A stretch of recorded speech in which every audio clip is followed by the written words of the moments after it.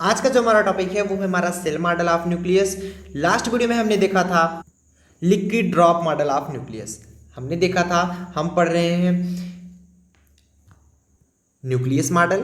Nucleus model में 4 model होते हैं जो कि हमने ऑलरेडी आपको बताया हुआ है, जो कि हमारा होता है alpha particle model, liquid drop model, shell model and collective model. जो कि इंपॉर्टेंट होता है हमारा ये दोनों, liquid drop model and shell model, और इसी के बारे में हम पढ़ने वाले हैं। लिक्विड ड्रॉप मॉडल के बारे में ऑलरेडी हमने बताया हुआ है, अगर नहीं देखे तो आई बटन में लिंक मिल रहा है, आप जाकर देख सकते हैं, या फिर डिस्क्रिप्शन बॉक्स में लिंक दे दी जाएगी, कंप्लीट प्लेलिस्ट आप देख सकते हैं। तो आज हम पढ़ेंगे सेल मॉडल। आज का जो हमारा टॉपिक होगा वो हमारा सेल मॉडल के बारे में ही होने वाला है। आज हम टोटली पढ़ेंगे सेल मॉडल के बारे में। सेल मॉडल आखिर होता क्या है, चलिए शुरू करते हैं। तो सेल मॉडल ऑफ न्यूक्लियस में क्या लिखेंगे? The liquid drop model can explain the observer variation of the nuclear binding energy with mass number and fission of nearly nuclei but could not explain various nuclear properties such as magic number, spin of nucleus, parity of nucleus, electric quadrupole, momentum of nucleus। इसका मतलब ये है कि जो liquid drop model था, liquid drop model can explain the observed variation of nuclear binding energy. मतलब जो liquid drop model था वो बाइंडिंग एनर्जी को रिप्रेजेंट कर पाता है एक प्रकार से। जैसे मान लीजिए आपको कोई एलिमेंट दे दिया गया, उसकी बाइंडिंग एनर्जी क्या होगी वो हम निकाल पाए थे लिक्विड ड्रॉप मॉडल की मदद से, जिसमें ऑलरेडी आपने देखा था सेल मॉडल के बारे में। एक प्रकार से हम ये सेल मॉडल पढ़ रहे हैं, तो वो हम जब लिक्विड मॉडल देखे थे, लिक्विड ड्रॉप मॉडल देखे थे, तो उसमें हम क्या निकालते थे? Empirical formula. उसमें हमने निकाला था इंपीरिकल फार्मूला, जो कि हमारा होता है ये, it is a empirical formula. और इस फार्मूले के तहत, इस फार्मूले के सहायता से हम किसी भी एलिमेंट का, किसी भी न्यूक्लियस का बाइंडिंग एनर्जी निकाल सकते थे। और इस फार्मूले के बेस पर जो बाइंडिंग एनर्जी निकलती थी वो एग्जैक्ट निकलती, और बाइंडिंग एनर्जी कर्व हमारा एग्जैक्टली बनता था। तो ये हमारा किसकी सहायता से कंप्लीट हो पाया? Liquid drop model. और ये किसके बारे में बताया था? Mass number and fission of nearly nuclei. और नियरली मतलब पास पास के न्यूक्लियाई के से न्यूक्लियर फिजन के बारे में भी एक्सप्लेन कर पाया था। फिजन क्या होता है एंड फ्यूजन क्या होता है? फ्यूजन मतलब विखंडन, टूटना, छोटे छोटे भागों, मतलब कोई बड़ा न्यूक्लियस है, छोटे छोटे भागों में टूट जाना। फिजन क्या है? दो छोटे छोटे न्यूक्लियस मिलकर एक बड़ा न्यूक्लियस का निर्माण करना। इसके बारे में भी ये बता पाया था कौन? Liquid drop model. But could not explain various nuclear property. कुछ ऐसी प्रॉपर्टी थी जिसके बारे में एक्सप्लेन नहीं कर पाया था, जैसे कि हमारा होता है क्या? Magic number. इसके बारे में भी नहीं बता पाया था मैजिक नंबर होता क्या एग्जैक्टली। मैजिक नंबर क्या होता है अभी हम आगे पढ़ेंगे, लेकिन आपको थोड़ा सा जानकारी के लिए हम ये बता दें, जैसे आप पढ़ते हो किसी भी इलेक्ट्रॉन के लिए आउटर मोस्ट शेल में जैसे बताते हैं 2, 8, फिर से 8, 18, 32, इस प्रकार से संख्या आप पढ़ते हो। तो वैसे न्यूक्लियस के अंदर भी एक संख्या होती है।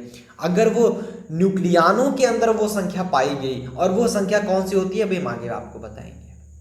न्यूक्लियानों के अंदर अगर वो संख्या पाई गई तब जाकर वो न्यूक्लियान ज़्यादा स्टेबल होते हैं। जैसे इलेक्ट्रॉन के आउटर मोस्ट शेल में जैसे 2, या इलेक्ट्रॉन का आउटर मोस्ट शेल तो नहीं बोल सकते, एक प्रकार से किसी भी एलिमेंट ले लीजिए या कोई न्यूक्लियस ले लीजिए, कोई सा भी।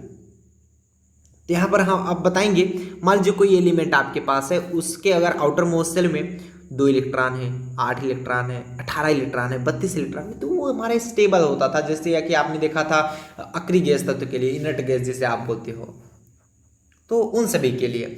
बट हम अगर चर्चा करें न्यूक्लियानों की, जो कि न्यूक्लियस के अंदर है, न्यूट्रॉन और प्रोटॉन, उसमें कौन सी संख्या पाई जाए कि वो ज़्यादा स्टेबल होंगे?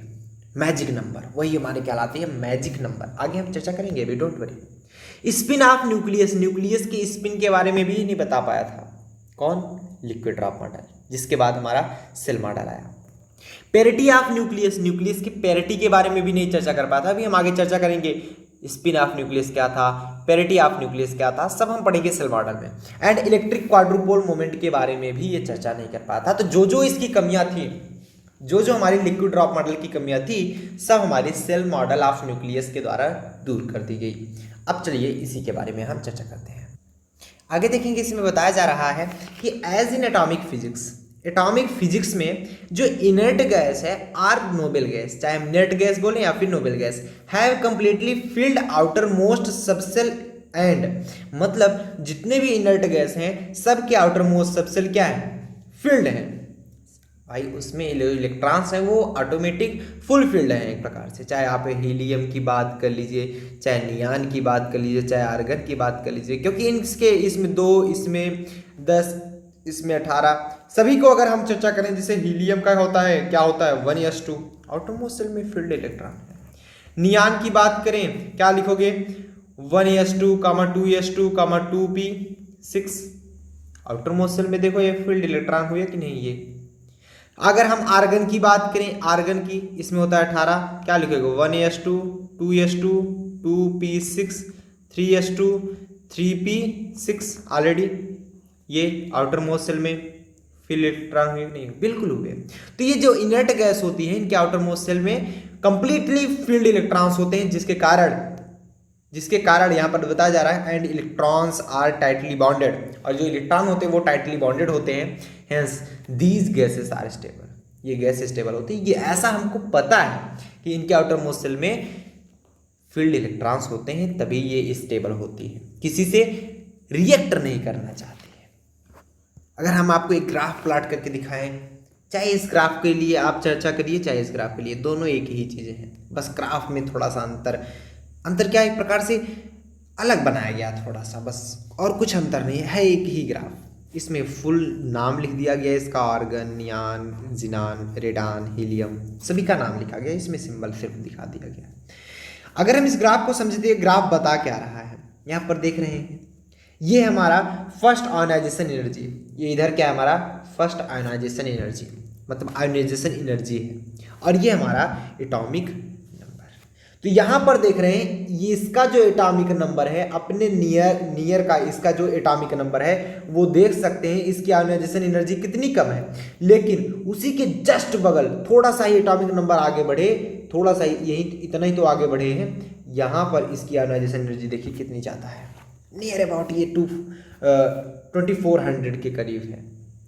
इसी के पास हमारा देखेंगे जैसे लिथियम आ गया, इसी के पास लिथियम बहुत नीचे चला गया आयोनाइजेशन एनर्जी। तो मतलब यहाँ पर देख पा रहे हैं जितने भी इनर्ट गैस हैं सबकी आयोनाइजेशन एनर्जी अपने आस पड़ोस के एलिमेंट से काफ़ी ज़्यादा हाई होती है।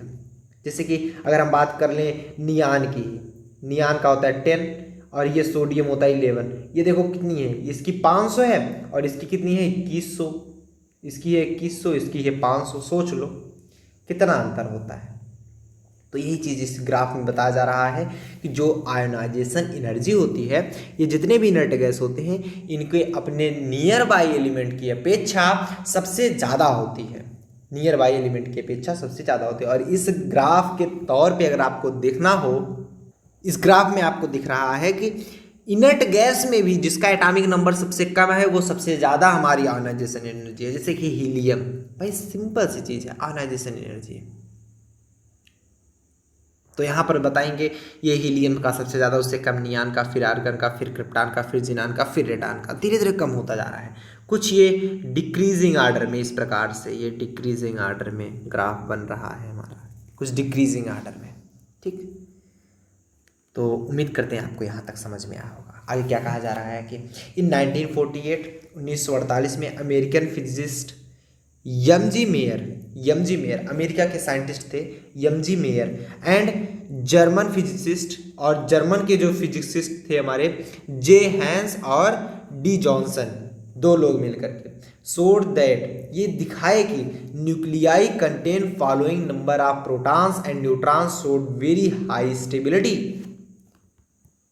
मतलब ये कहा जा रहा है कि 1948 में एम.जी. मेयर और जे हंस एंड डी जॉनसन, ये तीनों मिलकर के 1948 में ये बताए कि अगर किसी भी न्यूक्लियाई के पास, या फिर समझिएगा किसी भी न्यूक्लियन के पास पार्टिकुलर ये नंबर है 2, 8, 20, 28, 50, 82 एंड 2, 8, 20, 28, 50, 82, 126, अगर ये नंबर है एग्जैक्टली अगर देखा जाए तो ये नंबर की बात की जा रही है 2, 8, 20, 28, 50, 82, 126, अगर किसी भी न्यूक्लियन के पास इतनी संख्या है तो वो अपने नियर बाई, या फिर हम बोल सकते हैं अगर किसी भी न्यूक्लियन के पास 2 के बजाय 1 संख्या हो, 3 हो या 8 के बजाय 7 हो, 9 हो, तो वो 8 वाला ज़्यादा स्टेबल होगा, 8 वाला ज़्यादा स्टेबल होगा, उसकी स्टेबिलिटी ज़्यादा होगी। बात समझ रहे हैं ना? कैसे? अभी तक हमको मालूम था कि अगर किसी भी इलेक्ट्रॉन के या फिर हम बोलते हैं किसी भी एलिमेंट के आउटर मोस्ट शेल में इलेक्ट्रॉन टाइटली फिल्ड हो या फिर हम बोल सकते हैं फुल फिल्ड हो, एग्जैक्टली जैसे कि इस प्रोसेस में उसकी ऑक्टेट संरचना पूरी हो, ऑक्टेट स्ट्रक्चर पूरा हो, मतलब 2, 8, 8, 18, 32 इसका नियम का पालन कर रहे हो, तो ये ज़्यादा स्टेबल होते हैं। ये तो अभी तक हमने जाना था, लेकिन ये जब चर्चा हुई 1948 के बाद एमजी मेयर और जे हंस एंड डी जॉनसन ने मिल करके ये प्रूव कर दिया कि अगर किसी भी न्यूक्लियस के पास, किसी भी न्यूक्लियंस के पास एग्जैक्टली अगर ये नंबर है तो वो ज़्यादा स्टेबल था compare to nearby this. बातें आपको उम्मीद करते हैं आपको समझ में आ गई होंगी। तो आप यहाँ पर बता देंगे नंबर ऑफ प्रोटॉन्स, जैसे कि है अगर हमारा 2 है, 8 है, 20 है, 28 है, 50 है, 82 है, इससे ज़्यादा नहीं, इससे ज़्यादा नहीं। न्यूट्रॉन जो है वो 126 तक, तो वो ज़्यादा हाईली स्टेबल होगा। जैसे मान लीजिए हम आपको यहीं पर बता दें, कोई न्यूक्लियस हम लेते हैं, क्या लेते हैं? कोई न्यूक्लियस। अगर इस न्यूक्लियस के कंपेयर में कोई अदर न्यूक्लियस लें, इसमें मान लो नंबर ऑफ प्रोटॉन कितना, प्रोटॉन को हम डिनोट करेंगे रेड कलर से, रेड कलर से हम प्रोटॉन डिनोट करेंगे। यहाँ पर हम लिख दे रहे हैं जो रेड कलर होगा वो प्रोटॉन होगा, जो रेड कलर होगा वो प्रोटॉन होगा। ये देखिएगा, मान लो 1 प्रोटॉन, 2 प्रोटॉन, 3, 4, 5, 6, 7 प्रोटॉन है इसमें। एंड इस वाले में 1, 2, 3, 4, 5, 6, 7, 8 प्रोटॉन है। समझ में बात आई? 8 प्रोटॉन है। और मान लीजिए अगर पूछ लिया जाए कौन ज़्यादा स्टेबल होगा, तो it is more stable then this. ये जो होगा वो बहुत ज़्यादा स्टेबल होगा इसके कंपेयर में। बात समझिएगा, बात समझिएगा। जैसे मान लो अगर न्यूट्रॉनों की संख्या, ये मान लो न्यूट्रॉनों की संख्या, मान लो इसमें न्यूट्रॉनों की संख्या हो 1, 2, 3, 4, 5, 6 और इसमें न्यूट्रॉनों की संख्या हो 1, 2, कौन स्टेबल ज़्यादा होगा? ये ज़्यादा स्टेबल होगा भाई, क्योंकि इसके पास क्या है, ये देखो, ज़्यादा मोटा नहीं चल रहा है ये, इसके पास ये मैजिक नंबर है, इसको बोलते हैं क्या? मैजिक नंबर है। ये देखो मैजिक नंबर, इसको पढ़ते हैं मैजिक नंबर। तो मैजिक नंबर है इसके पास, इसलिए ज़्यादा स्टेबल है, ये हमारा ज़्यादा स्टेबल है। उम्मीद करते हैं आपको समझ में आया होगा। हाँ, एक कंडीशन और बन सकती है, एक कंडीशन और बन सकती है कि अगर कुछ ये इस प्रकार से होता, मान लो एक न्यूक्लियस हम लिए, suppose that we have a nucleus, ऐसा कि हमने मान लिया हमारे पास कोई न्यूक्लियस है, हमने मान लिया कि हमारे पास कोई न्यूक्लियस है, ऐसा हमने मान लिया। गोला तो आज अच्छा बन गया ना, वो कंप्यूटर बना दिया अपने आप। तो इसमें मान लो हमारी जो इलेक्ट्रॉन, वो सॉरी इलेक्ट्रॉन तो होंगे नहीं, इसमें तो प्रोटॉन होंगे। इसमें प्रोटॉनों की संख्या 1, 2, 3, 4, 5, 6, 7 और 8। इसमें प्रोटॉनों की संख्या भी 8 है और साथ ही साथ देखना समझना जाए, साथ ही साथ न्यूट्रॉनों की संख्या भी 8 हो, 1, 2, 3, 4, 5, 6, 7 और 8। प्रोटॉनों की संख्या भी 8 हो, मतलब यहां पर बोल सकते हैं, हम यहां पर बोल सकते हैं कि हमारे प्रोटॉन भी 8 हैं और न्यूट्रॉन भी 8 हैं। तो ये मोस्ट स्टेबल होगा या बहुत ही ज़्यादा स्टेबल होगा, अल्ट्रा स्टेबल बोल सकते हैं इसको, अल्ट्रा स्टेबल। मतलब समझ पा रहे हैं ना? हाँ, अगर प्रोटॉनों में से या फिर न्यूट्रॉनों में से, दोनों में से किसी एक के पास मैजिक नंबर हो, वो तो स्टेबल होगा comparable to other, comparable to other. But अगर वहीं पर दोनों के पास, क्योंकि प्रोटॉन भी अगर मैजिक नंबर को फॉलो कर रहा है या न्यूट्रॉन के पास भी मैजिक नंबर है, तो वो ज़्यादा स्टेबल है। अगर दोनों के पास मैजिक नंबर है तो वो हमारा हुआ अल्ट्रा स्टेबल, वो हमारा हुआ अल्ट्रा स्टेबल, वो ज़्यादा स्टेबल होगा। बातें समझ में आ गई होगी। आगे चलते हैं हम। The above number are known as magic number, ये हमने आपको पहले ही बता दिया कि जो ये नंबर है वो कहलाता है हमारा magic number. Some nuclei contain magic number of proton and neutron both they show ultra stability, जो कि हमने आपको यहाँ पर बताया कि ऐसे कुछ न्यूक्लियाई होते हैं जो कि समान मैजिक नंबर रखते हैं, समान मैजिक नंबर के प्रोटॉन्स और न्यूट्रॉन्स रखते हैं। जैसे मान लीजिए प्रोटॉन भी हमारा मैजिक नंबर हो और न्यूट्रॉन भी मैजिक नंबर, मैजिक नंबर मतलब 2, 8, 20, 28, 50, 82 इस प्रकार से मैजिक नंबर हो, तो वो हमारा अल्ट्रा स्टेबिलिटी शो करते हैं, जो कि हमने ऑलरेडी आपको बताया। फॉर एग्जाम्पल के लिए अगर देखना चाहे तो जैसे हीलियम की बात करें, ये अल्ट्रा स्टेबल है। क्यों? क्योंकि इसमें Z भी 2 है। मतलब Z क्या होता है हमारा एटॉमिक नंबर, एटॉमिक नंबर ही उसके प्रोटॉनों की संख्या के बराबर होता है। Number of protons equal to number of electron equal to number of atomic number, या एटॉमिक नंबर लिख सकते हैं, ये तो जानते हो ना। Number of electron is equal to number of proton is equal to atomic number होता है, एटॉमिक नंबर होता है। और अगर हम निकालें नंबर ऑफ न्यूट्रॉन निकालें तो ये होता है हमारा atomic mass minus atomic number, यही होता है atomic mass minus atomic number. तो ये न्यूट्रॉनों की संख्या निकलती है। तो यहाँ पर देखेंगे जो हमारे न्यूट्रॉनों की संख्या होगी वो कितनी होगी, न्यूट्रॉनों की संख्या एटॉमिक मास में से एटॉमिक नंबर घटा देंगे, 4 - 2 = 2 बचा।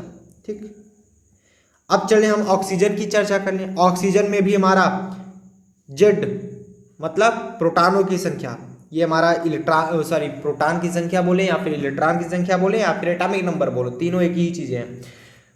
प्रोटॉन की संख्या यहाँ पर Z है, न्यूट्रॉनों की संख्या निकालो, 16 - 8 8 बचा। प्रोटॉनों की संख्या इसमें 20 है और न्यूट्रॉनों की संख्या निकालो, 40 - 20 = 20 ही तो बचेगा। क्यों? यही तो आएगा ना, वही चीज। ठीक, इस प्रकार से ये सब हमारे क्या शो करते हैं, अल्ट्रा स्टेबिलिटी।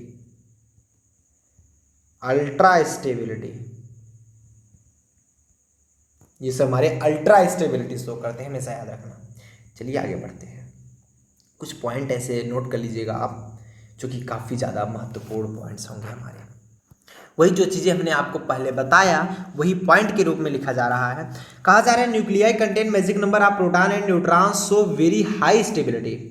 मतलब ऐसे न्यूक्लियाई जो कि जिसमें जो प्रोटॉन्स और न्यूट्रॉन हो वो मैजिक नंबर हो, तो वो हमारा हाई स्टेबिलिटी शो करता है। This magic number could not be explain by liquid drop model, और ये मैजिक नंबर हमारा लिक्विड ड्रॉप मॉडल के द्वारा एक्सप्लेन नहीं की जा सकी, जो कि हमने आपको पहले भी बताया, पहले भी समझाया कि ये लिक्विड ड्रॉप मॉडल के द्वारा नहीं बताई जा सकी। वहां पर बताया ही नहीं जा सका कि लिक्विड ड्रॉप मॉडल में कोई मैजिक नंबर होता है। वहां पर कहाँ चर्चा की गई थी मैजिक नंबर के बारे में, नहीं चर्चा की गई थी। दूसरा point, the separation energy is high of that nucleus which proton number is equal to magic number. जो सेपरेशन एनर्जी होती है, बेसिकली समझिएगा, जो सेपरेशन एनर्जी होती है उस न्यूक्लियस की ज्यादा होती है जिसमें जो प्रोटॉनों की संख्या होती है वो मैजिक नंबर होती है, जिसमें प्रोटॉनों की संख्या मैजिक नंबर होती है। अब सेपरेशन एनर्जी क्या होती है? सेपरेशन मतलब अलग अलग करना, सेपरेशन मतलब अलग अलग करना। तो सेपरेशन एनर्जी क्या होती है? जैसे मान लीजिए कोई भी न्यूक्लियस हो गया, उसमें होते क्या है, न्यूट्रॉन एंड प्रोटॉन, उसको अलग करने में जो एनर्जी आपकी लगती है दैट्स कॉल्ड सेपरेशन एनर्जी। तो सेपरेशन एनर्जी उस न्यूक्लियस की ज्यादा होती है, उस न्यूक्लियस की ज्यादा होती है, समझिएगा, उस न्यूक्लियस की ज्यादा होती है जिसमें प्रोटॉन हमारे मैजिक नंबर हो। जैसे अगर इस ग्राफ में आप समझने की कोशिश करें तो ये जो 2 दिखाई दे रहा है, यहाँ पर क्या है, 2 है, यहाँ पर इस पॉइंट पर क्या है, 2 है, ये देखिएगा इस पॉइंट पर 2 है। और इसको अगर हम ग्राफ में देखें तो बहुत ही हाई है, देखिएगा ये ग्राफ बहुत ही हाई है, जो कि हमारा ऑलरेडी ये शो कर रहा है इसकी जो सेपरेशन एनर्जी है वो बहुत ज़्यादा है। ये हमारा इधर इलेक्ट्रॉन मेगा इलेक्ट्रॉन वोल्ट में शो कर रहा है, ये हमारा separation energy, separation energy mega electron volt में शो कर रहा है। एंड ये हमारा एटॉमिक नंबर है, एटॉमिक नंबर या मैजिक नंबर आप बोल सकते हैं। जैसे मान लीजिए 2 हमारा मैजिक नंबर है, उसकी सेपरेशन एनर्जी सबसे ज़्यादा। उसके बाद 8 भी मैजिक नंबर है, उसकी भी सेपरेशन एनर्जी देखिए यहाँ पर कुछ बताई जा रही है, तब भी हाई है। इसके बाद कम हो गई देखिए। फिर 20 की बात करें, इसकी भी सेपरेशन एनर्जी देख पा रहे हैं, पीक पर है, ये देखिएगा पीक पर है। फिर उसके बाद 50 पर देखिएगा, इसकी भी सेपरेशन एनर्जी पीक पर है, ज़्यादा है। फिर इसके बाद 80 पर, क्योंकि ये देखिएगा होता क्या है, ये हमारा 28, 20 के बाद 28, 50, 82, तो ये देखेंगे 20 के बाद 28 पर भी पीक पर होना चाहिए, 28 पर भी देखेंगे पीक पर है, ये देखिएगा ये 28 पर। फिर 50 एंड 82 पर, 80 पे देखिए पीक पर नहीं है, देखिएगा यहाँ पर पहुँच रहा है, 82 पर पीक पे है, ये देखिएगा 82 पर, ये रहा। फिर उसके बाद 120 पर पीक पर है, ये देखिएगा 120 पर पीक पे है, ये कुछ इस प्रकार से आपको दिखाया जा रहा है। सॉरी 120 नहीं होता, 126 होता है ना, तो 126 हमारा कहाँ होगा, यहाँ पर जहाँ भी हो, थोड़ा सा और इधर ही रहेगा क्योंकि वो 130 है, ये 130 है, 126 यहाँ पर कुछ होगा, ये देखिए ये रहा हमारा पीक पर। इस प्रकार से ये होता है कि सेपरेशन एनर्जी किसकी ज़्यादा होगी, जिसमें जो हमारा प्रोटॉनों की संख्या हो, अगर मैजिक नंबर होगा तो वो सेपरेशन एनर्जी सबसे ज़्यादा होगी। मैजिक नंबर ये हमारा दिखाया जा रहा है, it is a magic number, magic number 2, 8, 20, 28, 50, 82, 126। Note down कर लीजिए फटाफट से, टेक ए स्क्रीनशॉट, आप लोग फटाफट से स्क्रीनशॉट लीजिए, हम लोग आगे चलते हैं। Take a screenshot, take a screenshot, note कर लिए, बहुत बढ़िया बहुत बढ़िया बहुत बढ़िया। लेकिन आगे चलने से पहले अगर अभी तक आप लोगों ने सब्सक्राइब नहीं किया, सब्सक्राइब ना हो, सब्सक्राइब करके आप लोग तुरंत विवेक मिश्रा स्टडी चैनल के एक फैमिली मेंबर बन जाएंगे। सब्सक्राइब ना हो, तुरंत आप लोग सब्सक्राइब कीजिए। सब्सक्राइब करके अगर बेल आइकन दबा लेंगे, देखिए बात होती है कुछ ऐसी, अगर आप सब्सक्राइब किए रहोगे तो आप पहले तो हमारे फैमिली के एक मेंबर बन जाओगे, जैसे कि ऑलरेडी आप लोग जो लोग सब्सक्राइब हैं वो मेंबर हो चुके हैं, तो एक प्रकार से अपने फैमिली के मेंबर बन जाओगे। ये फैमिली आपकी है, ये जो यूट्यूब की फैमिली है आपकी है, बढ़ाना आपको है, इसको विस्तार करना आपके ऊपर, मेरे ऊपर डिपेंड नहीं है। मेरा काम है सिर्फ पढ़ाना, समझाना, आपको संतुष्ट करना, लेकिन इसका भविष्य आपके हाथों में है। ये कोई एक प्लेटफॉर्म जो है, ये ऐसा नहीं है कि ये हमारा कोई प्लेटफॉर्म है, नहीं, ये तो आप लोगों का प्लेटफॉर्म है, आप लोग कारण ही टिका है ये। आप लोग का काम है कि अपनी फैमिली को और भी इंक्रीज़ कीजिए, अपनी फैमिली को और भी बढ़ाइए, अपने दोस्तों को यहाँ पर ऐड कीजिए ताकि उन्हें भी नॉलेज मिल सके। तो आगे चलते हैं, इसके बारे में आगे चर्चा करते हैं कि नेक्स्ट टॉपिक हमारा क्या रहा है। नेक्स्ट टॉपिक क्या रहा है, the number of stable isotopes of an element containing a magic number of proton is usually large as compare to those of other element. इसके कहने का मतलब, अगर किसी भी एलिमेंट के पास या किसी भी न्यूक्लियस के पास प्रोटॉनों की जो संख्या है वो मैजिक नंबर होगी, तो उसके पास ज़्यादा आइसोटोप्स होंगे कंपेरेबल टू अदर एलिमेंट। नहीं समझ में आया, कोई दिक्कत नहीं। अगर मान लीजिए कोई भी न्यूक्लियस है, उसके आइसोटोप की बात करें, आइसोटोप, आइसोबार, ये सब जानते हो आप लोग, आइसोटोप की बात करें, तो अगर किसी भी न्यूक्लियस के पास प्रोटॉनों की संख्या हमारी मैजिक नंबर है, तो जो आइसोटोप होगी, जो हमारी आइसोटोप होगी उसके लिए वो ज़्यादा होगी, लार्ज नंबर में होगी। फॉर एग्जाम्पल के लिए देखिएगा, जैसे calcium with Z equal to 20, इसमें प्रोटॉनों की संख्या हमारे मैजिक नंबर है, इसके पास 6 स्टेबल आइसोटोप्स होते हैं, समझना, इसके पास 6 स्टेबल आइसोटोप्स होते हैं comparable to 3 and 5 of argon Z18 and titanium Z22। मतलब इसके कहने का ये मतलब है कि कैल्शियम क्या है, इसके पास ये हमारा मैजिक नंबर है, 20 हमारा क्या है, मैजिक नंबर है, मैजिक नंबर। और जब ये मैजिक नंबर है, इसके पास 6 स्टेबल आइसोटोप है, कितने हैं, 6 स्टेबल आइसोटोप। यही तो कह रहा है ना, अगर मैजिक नंबर है, प्रोटॉनों की संख्या अगर मैजिक नंबर है तो उसके पास आइसोटोप ज़्यादा होंगे। जैसे इसमें Z इक्वल टू 20 मतलब मैजिक नंबर है कैल्शियम के लिए, तो इसमें कितना है, 6 स्टेबल आइसोटोप। बट बात करें आर्गन की, आर्गन में 3 आइसोटोप होते हैं। एंड अगर बात करें हम टाइटेनियम की, टाइटेनियम में 5 होते हैं। तो ये अपने अगल बगल के एलिमेंट के मतलब आस पड़ोस के एलिमेंट से ज़्यादा कंपेरेबल टू ज़्यादा आइसोटोप्स होते हैं इसके पास। उम्मीद करते हैं आपको ये पॉइंट भी क्लियर हो गया होगा। नेक्स्ट पॉइंट क्या कह रहा है, nuclei with magic number of neutrons or protons, यहाँ पर न्यूट्रॉन्स रहेगा, थोड़ा सा स्पेलिंग मिस्टेकिंग, अब सही है। Nuclei with magic number of neutron or proton have their first excited state at higher energy than the case of neighbourhood nuclei. इसमें कहा जा रहा है कि ऐसे न्यूक्लियाई जिनके पास जो प्रोटॉनों की संख्या अथवा न्यूट्रॉनों की संख्या अगर मैजिक नंबर के बराबर है तो उनका फर्स्ट एक्साइटेड स्टेट के पास एनर्जी ज़्यादा होती है। बात समझ में आई, एनर्जी ज़्यादा होती है comparable to neighbourhood nuclei. Next topic, the naturally occurring isotopes whose nuclei contain magic number of neutron or proton, it is a neutron एक प्रकार से। नेक्स्ट पॉइंट करा है, the naturally occurring isotopes whose nuclei contain magic number of neutron or proton have generally greater relative abundance. मतलब ऐसे nuclei जिनके जो number of neutron और नंबर ऑफ प्रोटॉन है वो मैजिक नंबर होंगे तो वो ग्रेटर रिलेटिव अबंडेंस मतलब उनकी प्रचुरता अधिक होती है, या वो प्रचुरता अधिक होने की तो सेंटेंस थोड़ा सा गड़बड़ हो गया, एक प्रकार से आप कह सकते हो उसको कि पाए जाने की संभावना अधिक होती है उनकी। मतलब न्यूक्लियाई जिनके पास मैजिक नंबर एग्जैक्टली उनकी पाए जाने की भी संभावना ज़्यादा होती है क्योंकि वो स्टेबल होते हैं। यहीं पर वही बताया जा रहा है, अबंडेंस मतलब होता है प्रचुरता, प्रचुरता मतलब अधिकता।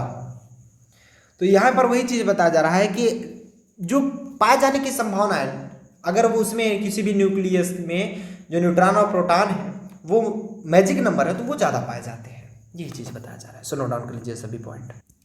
अगली जो हेडिंग हमारी, assumption for sale structure of nucleus. Nucleus के लिए हम सेल स्ट्रक्चर ऑफ न्यूक्लियस मतलब सेल स्ट्रक्चर के लिए किसी भी न्यूक्लियस के लिए जो सेल स्ट्रक्चर होता है उसके लिए हम अजम्पशन मानते हैं कि उसका सेल का स्ट्रक्चर कैसे होता है एग्जैक्टली। मतलब भाई हम तो न्यूक्लियस को एग्जैक्टली देखे नहीं कि न्यूक्लियस कैसा होता है, अज्यूम ही कर सकते हैं, मान ही सकते हैं। तो वो क्या क्या अजम्पशन थे, क्या क्या माना गया था सेल मॉडल में, सेल के स्ट्रक्चर के लिए, किसी भी न्यूक्लियस के सेल स्ट्रक्चर के लिए क्या क्या अजम्पशन किया गया सेल मॉडल में, वो आइए देख लेते हैं। सबसे पहला अजम्पशन क्या था, the existence of spherically symmetric central field of force governing the motion of individual nucleus inside the nucleus. ऐसा हमने मान लिया कि जो न्यूक्लियस होते हैं उनके जो पाए जाने की संभावना वो सेंटर पर जाता है। जैसे मान लीजिए एक हमारा न्यूक्लियस बन गया, ये मान लीजिए हमारा एक न्यूक्लियस बन गया कुछ ऐसे, इट इज ए न्यूक्लियस। यहां पर अगर देखेंगे तो सबसे ज्यादा न्यूक्लियस इसके सेंटर पर पाए जाते हैं, सेंटर पर न्यूक्लियस इसके ज्यादा पाए जाते हैं। न्यूक्लियस जो होंगे यहाँ पर सेंटर पर ज्यादा पाएंगे कंपेरेबल टू दैट, सेंटर पर ज्यादा पाए जाते हैं, वही चीज बोला जा रहा है। नेक्स्ट टॉपिक क्या कह रहा है, दूसरा पॉइंट ये कह रहा है the central field of force. जो सेंट्रल फील्ड होगा, सेंट्रल फील्ड ऑफ फोर्स होगा मतलब ऐसा फोर्स जो कि सेंटर की तरफ कार्य करे, that is a central field of force. ये देखिएगा कुछ ऐसे, जो कि सेंटर की तरफ कार्य करे, the central field of force. In this case, it's assumed to be average field due to all the nucleons in the nucleus. So far on a nucleus will be same or other nucleus. मतलब simple सी ये बात है कि हम यहाँ पर assume क्या करते हैं कि जो मैक्सिमम न्यूक्लियस होते हैं वो कहाँ होते हैं, मैक्सिमम पाने जाए की संभावना जो होती है उसके सेंटर पर होती है। अब सेंटर पर होती है तो ये भी बताया जा रहा है कि ओवरऑल जो फील्ड है सब पर जो सेंट्रल फील्ड ऑफ फोर्स लग रहा है वो लगभग इक्वल लगना चाहिए। दूसरा अजम्पशन बताया जा रहा है लगभग ये सभी इक्वल लगने चाहिए, ये अजम्पशन बताया जा रहा है। नेक्स्ट टॉपिक क्या कहा रहा है, नेक्स्ट अजम्पशन हमारा क्या कह रहा है कि here we shall discuss the motion of single nucleon to describe structure of nucleus. यहाँ पर जो स्ट्रक्चर ऑफ न्यूक्लियस के स्ट्रक्चर को अगर आपको डिराइव करना होगा तो हम सिंगल न्यूक्लियन के मोशन के बारे में डिस्कस करेंगे। So this model is known as single particle cell model. इसलिए particle single particle cell model के नाम से भी जाना जाता है, क्योंकि इसमें हम किसी भी न्यूक्लियस के स्ट्रक्चर को डिराइव करने के लिए हम सिर्फ एक न्यूक्लियस के बारे में चर्चा करते हैं, एक न्यूक्लियस के मोशन के बारे में चर्चा करते हैं, उसी से हम बताते हैं कि न्यूक्लियस का स्ट्रक्चर कैसे है। इसीलिए कहा गया सिंगल पार्टिकल सेल मॉडल। आगे ये बताया जा रहा है श्रोडिंगर इक्वेशन, जो श्रोडिंगर इक्वेशन था can describe the motion of single particle, वो सिंगल न्यूक्लियन, जो श्रोडिंगर इक्वेशन था वो डिस्क्राइब कर सकता था motion of single nucleon, single nucleon के मोशन के बारे में तो डिस्क्राइब कर ना सकता था। जिससे मान लीजिए हमें ये पता चला कि हम सेल मॉडल में सिर्फ सिंगल न्यूक्लियन के द्वारा ही, सिंगल न्यूक्लियन के मोशन से ही हम सेल के स्ट्रक्चर को डिराइव कर सकते हैं, न्यूक्लियस के स्ट्रक्चर को डिराइव कर सकते हैं, इस प्रकार से बताया गया। तो उस न्यूक्लियस के स्ट्रक्चर को डिराइव करने के लिए हमारा सिंगल न्यूक्लियन का जो मोशन है वो एग्जैक्टली पता होना चाहिए, जो कि हमारा ऑलरेडी श्रोडिंगर वेव इक्वेशन के द्वारा निकल जा रहा था। बट गलती कहाँ आई, we don't know the profile of the nucleus potential, हमें न्यूक्लियस पोटेंशियल के बारे में पता नहीं था। न्यूक्लियस पोटेंशियल जो कि जरूरी होता है श्रोडिंगर वेव इक्वेशन, वो तभी निकाल सकता है जब उसको पोटेंशियल मालूम हो, क्योंकि वहां पर v की वैल्यू रखी जाती है। इस कारण हम श्रोडिंगर वेव इक्वेशन के बजाय हिट एंड ट्रायल मेथड लगाए। कौन सा? Hit and trial method for potential, nuclear potential. मतलब एग्जैक्टली हम मोशन को डिराइव करने के लिए श्रोडिंगर वेव इक्वेशन का यूज करेंगे, बट हमें पोटेंशियल नहीं मालूम था। पोटेंशियल प्राप्त करने के लिए हम हिट एंड ट्रायल मेथड लगाए। अब हिट और ट्रायल मेथड से सबसे पहले हम पोटेंशियल निकालेंगे, आफ्टर इट हम श्रोडिंगर वेव इक्वेशन में वैल्यू रख के सिंगल न्यूक्लियस के मोशन के बारे में भी चर्चा करेंगे। देखिए, हम पोटेंशियल प्राप्त करने के लिए जो हिट और ट्रायल मेथड है, इसमें पोटेंशियल को प्राप्त करने के लिए हम दो चीजें यूज करेंगे, दो पोटेंशियल का। एक तो स्क्वायर वेव पोटेंशियल होगा, दूसरा हमारा हार्मोनिक ऑसिलेटर पोटेंशियल होगा।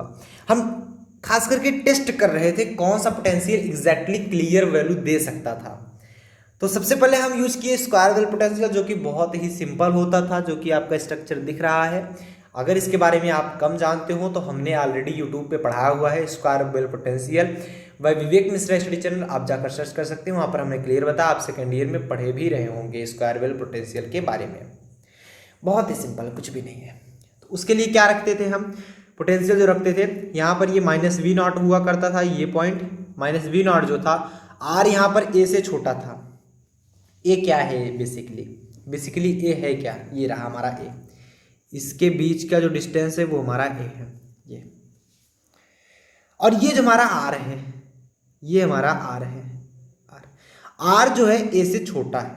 जब आर ए से छोटा होगा, मतलब या छोटे की बात करें या कम होगा, आर जो है ए से कम होगा।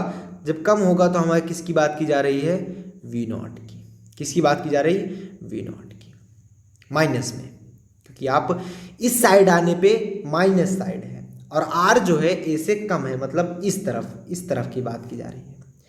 जब अगर आर ए से ज़्यादा है, आर जो है ए से ज़्यादा है, मतलब इस तरफ की बात की जाए, तो इधर हमारा जो पोटेंशियल था वो जीरो था।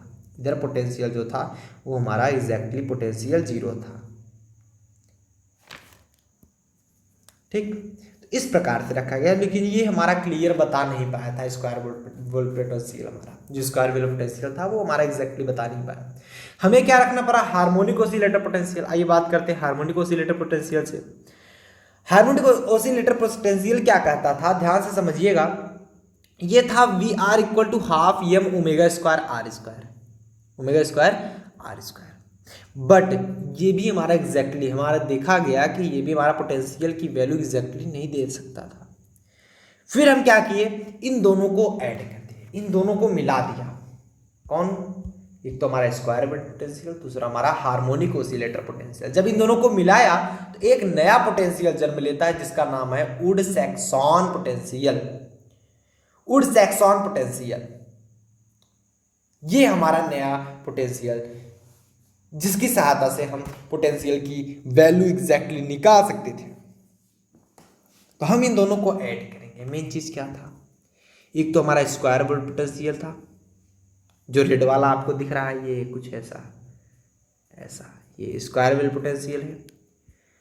और दूसरा जो है हमारा इस प्रकार से था हार्मोनिक ऑसिलेटर पोटेंशियल। मतलब ये कुछ ऐसे ही रखा गया ना। स्क्वायर वेल पोटेंशियल कैसे बना गया ऐसे, ये स्क्वायर वेल पोटेंशियल है, बात समझे। और इसी में अगर देखा जाए तो ये पॉइंट हमारा बीचों बीच अलग पॉइंट था कुछ ऐसा। अब ये क्या कुछ इस प्रकार से दिख रहा है आधा फिगर। अब अगर इसी में हम क्या मिला दें, इसी पॉइंट में अगर हम मिला दें किसको, हार्मोनिक ओसिलेटर पोटेंशियल को, जिसको हम ब्लू कलर से यहाँ पर डिनोट करेंगे, ये कुछ ऐसा। हार्मोनिक ओसिलेटर पोटेंशियल कैसे था, ये कुछ ऐसा ही तो था, लेकिन जब मिलाएंगे इसको तो कुछ कैसा हो जाएगी, ये कुछ इस प्रकार से। ये देखेंगे पॉइंट आपका हट गया है, ये पॉइंट था आपका कुछ ऐसे, 1 मिनट, ये ऐसे था, ठीक। जब हम इसको स्क्वायर वेल पोटेंशियल से मिला दिए तो ये कुछ हमारा इस प्रकार से बन गया, ये ऐसे, इस प्रकार से। मतलब harmonic oscillator and square well potential दोनों मिला करके हमारा बना गया, जो कि हमारा इस प्रकार से जो कर्व मिला, इसी को हम बोले थे वुड्स सैक्सन पोटेंशियल, इसको बोले थे वुड्स सैक्सन पोटेंशियल, ठीक। दोनों को मिला के बनाया गया। जब दोनों को मिला के बनाया गया तो दोनों क्या होंगे, ऐड होंगे, दोनों ऐड होंगे। तो हमारे इसके पहले वाली वैल्यू क्या थी, -V0, इधर देखिए ये -V0, दूसरी वैल्यू तो 0 थी, और इसकी value half m omega square r square, दोनों को ऐड कर देंगे, दोनों को हम क्या करेंगे, ऐड कर। अब हम यही जो पोटेंशियल की वैल्यू है, इस पोटेंशियल की वैल्यू को time independent Schrodinger wave equation में ले जाकर रख देंगे, क्योंकि वहां पर पोटेंशियल ऑलरेडी होता है। तो ये देखिएगा v की जो वैल्यू है -V0 plus half m omega square r square की वैल्यू ले जाकर वहां पर रखेंगे। तो हम जानते हैं from time independent Schrodinger wave equation की वैल्यू क्या होती है, ये होती है, ये देखिएगा, ये हमारी time independent Schrodinger wave equation की वैल्यू होती है, ठीक, इस प्रकार से। तो आप यहां पर ध्यान दीजिएगा, जो हमारा डेल्टा स्क्वायर साई है plus 2m upon h bar square E minus V into में साई इक्वल टू 0।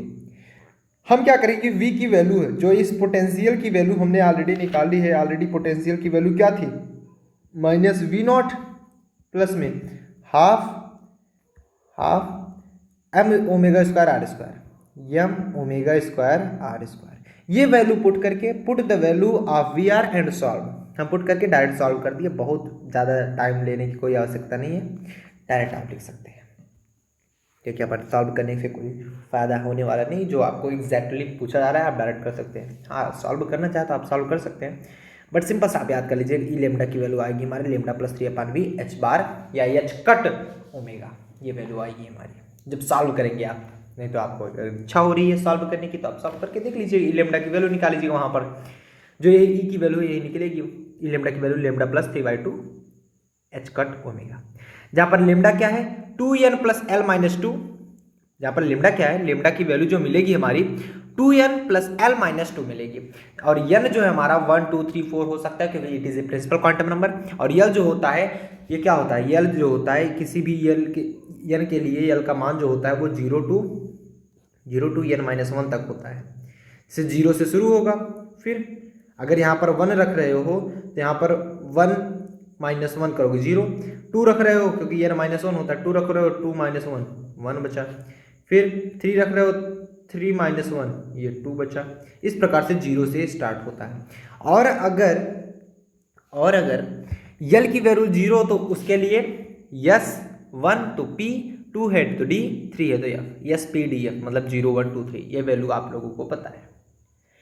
अब यहाँ पर पॉइंट नोट करेंगे, पॉइंट यहाँ पर नोट करने वाली है कि इन एटॉमिक फिजिक्स में जो होता है value of L depend upon the value of n, जो यल की वैल्यू होती है n पर डिपेंड करती है, मतलब जो यल की वैल्यू आती है वो 0 to n-1 होती है, किसके लिए, एटॉमिक फिजिक्स के लिए। बट इन न्यूक्लियर फिजिक्स में l does not depend upon the n, so it can greater than the value of n। मतलब सिंपल क्या कहा जा रहा है इसको पहले समझो, अगर n की वैल्यू हमारी 10 है, n की वैल्यू 10 है तो यल की वैल्यू कितनी होती थी, यल की वैल्यू भी हमारी 10 ही आती थी, यल की वैल्यू भी हमारी 10 ही आती थी। ऐसा क्यों होता था?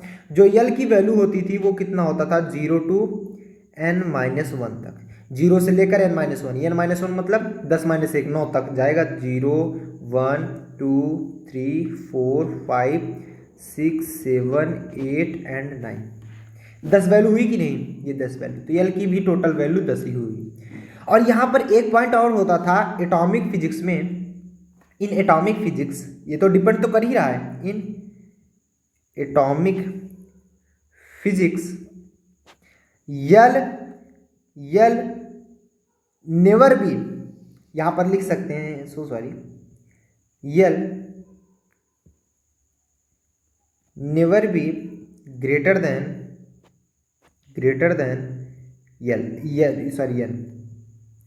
यल की वैल्यू कभी भी n से बड़ी नहीं हो सकती। बट यहां पर लिखा जा रहा है कि न्यूक्लियर फिजिक्स में यल की वैल्यू जो हम निकालेंगे वो n पर डिपेंड नहीं करती, does not depend upon the n, so it can also greater than value of n। ये n से बड़ी भी हो सकती है, ये चीज आप नोट करेंगे, यल की वैल्यू n से बड़ी भी हो सकती थी। बट एटॉमिक फिजिक्स में ऐसा नहीं होता था। एटॉमिक फिजिक्स में क्या था? एटॉमिक फिजिक्स में हमारा यल की वैल्यू जो थी वो n पर डिपेंड करती थी, और जो उसकी वैल्यू आती थी 0 to n-1, अर्थात यल की कुल मान यल का n के बराबर ही आता था, उससे बड़ा नहीं हो सकता था। बट न्यूक्लियर फिजिक्स में डिपेंड कर नहीं रहा, उससे बड़ा भी हो सकता है। तो आइए हम देख लेते हैं, टेबल बनाएंगे। टेबल में लिखेंगे आप सबसे पहले लेमडा की वैल्यू, फिर ई लेमडा निकालेंगे जो कि आपको यहां पर मिला था, ये वाला ई लेमडा, फिर एन कामा एल निकालेंगे, एन एल निकालेंगे, फिर समेसन ऑफ 2l+1 निकालेंगे, फिर हम मैजिक नंबर निकालेंगे, क्योंकि ये मैजिक नंबर को डिफाइन करने के लिए वैल्यू चल रही है, मैजिक नंबर डिफाइन करेगा, सही है कि नहीं? मैजिक नंबर डिफाइन करेगा। आइए देखते हैं वही मैजिक नंबर कैसे, कहां तक मैजिक नंबर ये डिफाइन कर पाता है। तो ये टेबल आपको थोड़ा सा आपको ट्रिकी है, हालांकि मैं टेबल आपको एकदम बढ़िया से समझा दूंगा, कोई दिक्कत नहीं है, टेबल में आपको कोई भी परेशानी नहीं होगी, ठीक। चूंकि आप यहां पर देखिए लेमडा की जो वैल्यू आपने ऑलरेडी निकाली हुई है, लेमडा की वैल्यू जो आपने निकाली हुई है, यहां पर देखिएगा, थोड़ा ध्यान से समझिएगा,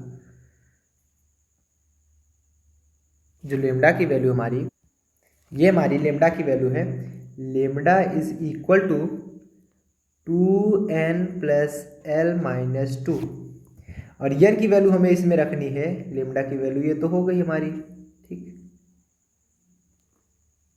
1 सेकेंड, ये हमारी n की वैल्यू है हमारी कितनी, 1 2 3 4 सो ऑन, एंड यल की वैल्यू हमारी 0 1 2 3 सो ऑन, ठीक। इस प्रकार से और एक वैल्यू हमको मिली है, ये देखिएगा ई लेमडा की value, E lambda is equal to lambda plus 3/2, lambda plus 3/2 into में h कट ओमेगा, ये वैल्यू हमको मिली है ऑलरेडी। अब हम आइए चलते हैं टेबल की तरफ। जब हम मूव करते हैं टेबल की तरफ तो यहाँ पर देखिएगा लेमडा की वैल्यू 0 कब होगी, ध्यान समझना, यही टॉपिक देखो, लेमडा की वैल्यू 0 कब होगी, कब 0 होगी? पहले तो अगर हम लेमडा की वैल्यू 0 रखेंगे तो ई लेमडा की वैल्यू क्या निकल जाएगी, लेमडा की जगह आप 0 रख दिए, 3/2 h कट ओमेगा निकलेगी। लेकिन लेमडा की वैल्यू 0 कब होगी?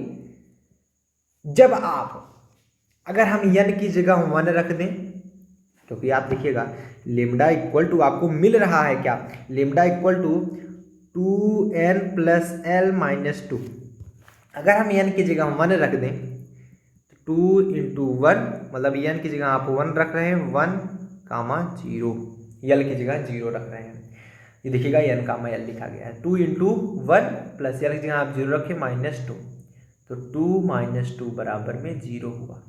अगर आप n की वैल्यू 1 रख दें और यल की वैल्यू 0 रख दें तो लेमडा की वैल्यू हमारी 0 हो सकती है, और किसी पॉइंट पे 0 होगी, और किसी पॉइंट पे 0 होगी, बिल्कुल हो सकती है। n की वैल्यू 0 कर दो, ऐसे काफ़ी वैल्यू है जो हो सकती है पॉसिबिलिटी, लेकिन शुरुआती जो आप रखेंगे 1,0 ही रखेंगे, 1,0 ही रखेंगे, और भी तो हो सकता है n की जगह आप 0 रख दो, यल की जगह आप 2 रख दो, 2 - 2 ऑलरेडी 0 हो जाएगा। लेकिन ये एक प्रकार से पहले हम 0 1 1 1 के लिए निकालेंगे, उसके बाद आगे हम चलेंगे, ठीक, उसके बाद हम आगे मूव करेंगे। तो ये वैल्यू क्या मिली 1,0 अगर रख रहे हो तो लेमडा की वैल्यू यहां पर देखो 0 मिल रही है। मिल रही कि नहीं मिल रही? और एनएल निकालेंगे, अगर हम 1,0 के लिए एनएल निकालें तो एनएल क्या होता है? एन है principal quantum number. Principal quantum number क्या शो करता है? एन की वैल्यू 1, ये देखो ऑलरेडी है 1 है प्रिंसिपल क्वांटम नंबर। यल क्या शो करता है? इजीमुथल क्वांटम नंबर। अगर यल 0 है, यल की वैल्यू 0 तो उसके लिए वैल्यू होती है यस, तो ये लिखा गया 1 यस। फिर 2 × 2l+1 रखेंगे तो यल की जगह आप क्या रखेंगे? 0, क्योंकि आपने ऑलरेडी 0 रखा है तो यल की जगह 0 रखोगे तो क्या मिलेगा? 2 × 1 2 ही मिल जाएगा। मैजिक नंबर हमारा आया 2। यहां तक सबको समझ में आया?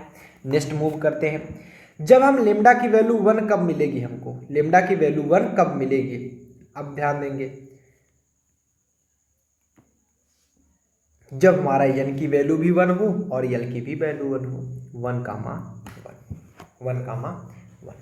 एन की वैल्यू 1 रखिए, क्या मिल जाएगा हमको? 2 × 1 प्लस यल की वैल्यू भी 1 1 -2 क्या मिला? 2 × 1 = 2 + 1 3 -2 = 1 मिल तो गया हमारा लेमडा की वैल्यू 1।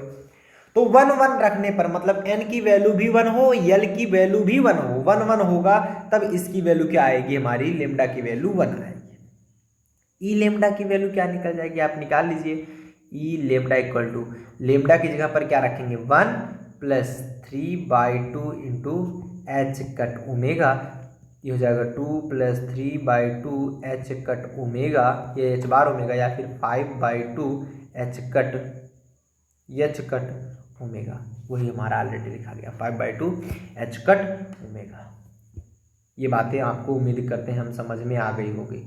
ठीक, क्लियर हो रहा है? समझ में बात आ रही है? आगे चलें। अब इसके लिए अगर आप एनएल निकालो, इसके लिए अगर आप एनएल निकालो तो क्या निकालोगे? यहां पर देखिएगा, जैसे मान लीजिए आपको मिला क्या? 1,1 एन की वैल्यू, एनएल अगर आप निकाल रहे हो तो एन की वैल्यू क्या है? प्रिंसिपल क्वांटम नंबर 1, क्योंकि एन कामा एल होता है। और यल कब होगा? ये वैल्यू है यल की एजीमुथल क्वांटम नंबर SPDF। ध्यान देना, SPDF। यल की वैल्यू 0, यल की वैल्यू 1, यल की वैल्यू 2, यल की वैल्यू 3। तो 1 किसके लिए होगा? P के लिए, तो यहां पर मिलेगा 1P। ये देखो मिला है 1P। P में अगर 1P मिल रहा है, हमारा वैल्यू क्या है? अगले हम निकाल रहे हैं 2 × 2l+1। क्या वैल्यू निकाल रहे हैं? 2 × 2l+1। तो इसमें वैल्यू रखिए 2 × 2l+1, 2 × 2l। 2l क्या है हमारा?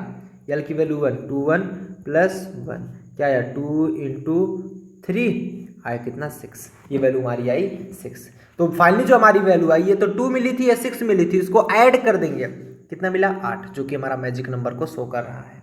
शो कर रहा है कि नहीं शो कर रहा है? बिल्कुल शो कर रहा है, मैजिक नंबर को हमारे शो कर रहा है। आगे अगर हम चर्चा करें, तीसरे वाले की, लेमडा की वैल्यू 2 कब मिलेगा? जब अगर हम लेमडा की वैल्यू 2 रख देंगे, 2 × 2 = 4 + 3 7/2 h कट ओमेगा मिल जाएगा। लेकिन कब मिलेगा? जब एक कंडीशन हमारी होगी 1,2, एक कंडीशन हमारी 1,2, दूसरी कंडीशन होगी हमारी 2,0। मतलब एक बार n की जगह 1, पहले हम n पहले लिखते हैं, l को बाद में, n की जगह 1 रखेंगे। n की जगह 1 रखिए। लेमडा की वैल्यू क्या आती थी? Lambda is equal to 2 × 1 plus l की जगह क्या रखोगे? 2 - 2, तो आया क्या? 2। लेमडा की वैल्यू मिली हमारी 2। 2,0 रखने पर देखिएगा लेमडा इक्वल टू 2 × 2 प्लस में 0 - 2, तो क्या मिल जाएगा? 4 - 2 = 2। ये भी वैल्यू सही है। तो 1,2 और 2,0 रखने पर हमारी वैल्यू जो मिली वो मिली 2। लेमडा की वैल्यू 2 मिली। अब इसके लिए एसपी की वैल्यू निकाल लो। इसके लिए सॉरी एनएल के लिए एसपी की वैल्यू कहाँ निकालोगे? एनएल की वैल्यू निकालो।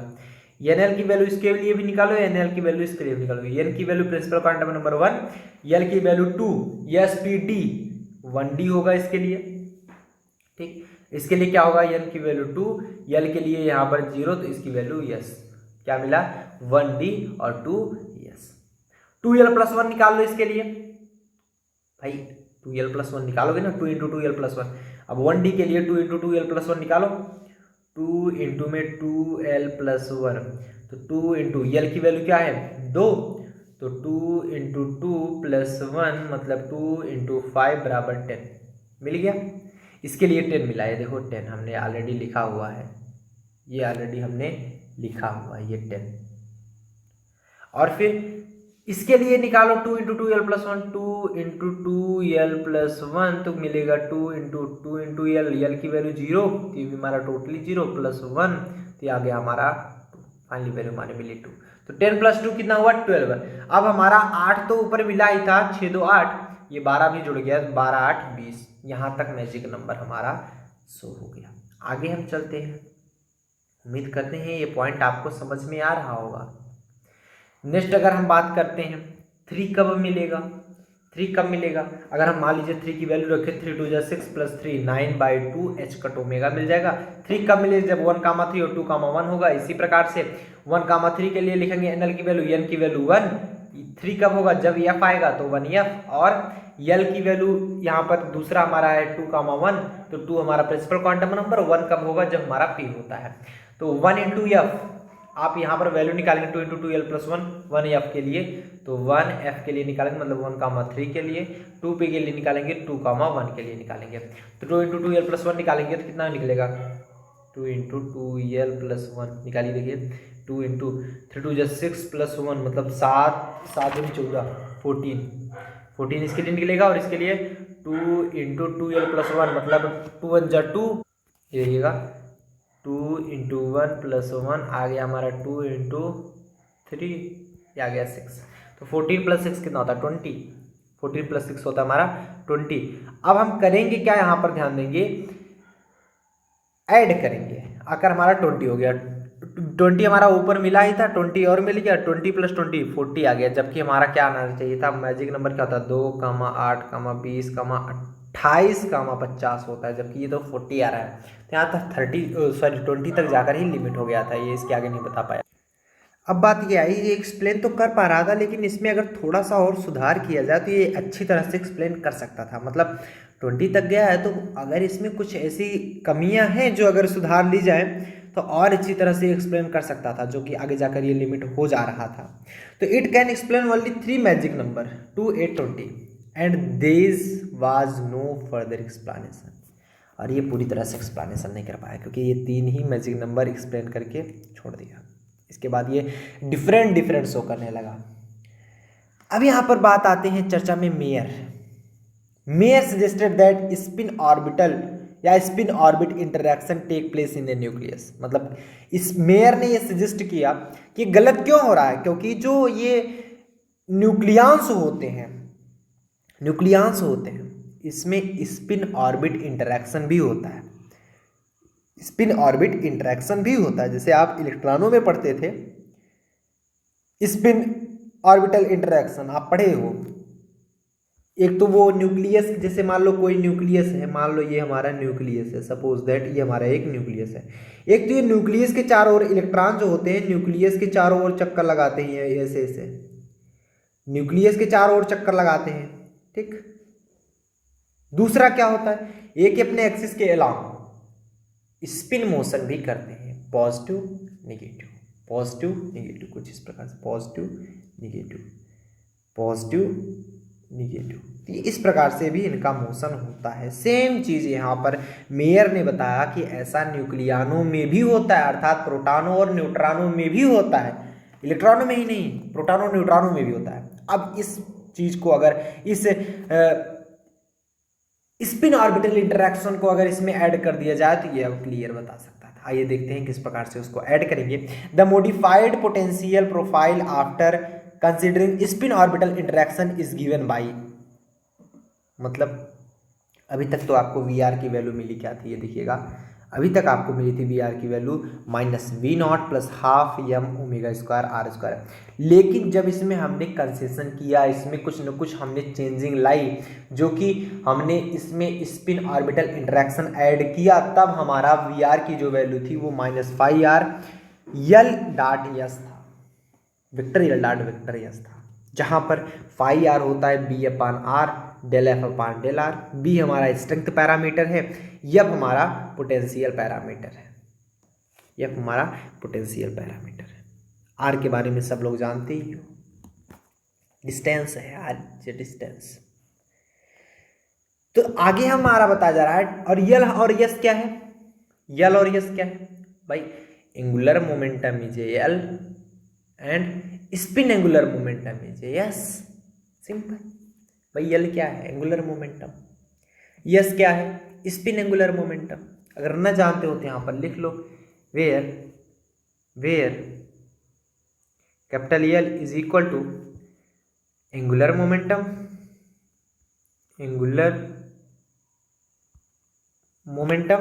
और जो हमारा यस है वो हमारा क्या है, spin angular momentum, spin angular momentum, ठीक। ये यल और यस है, angular momentum and spin angular momentum.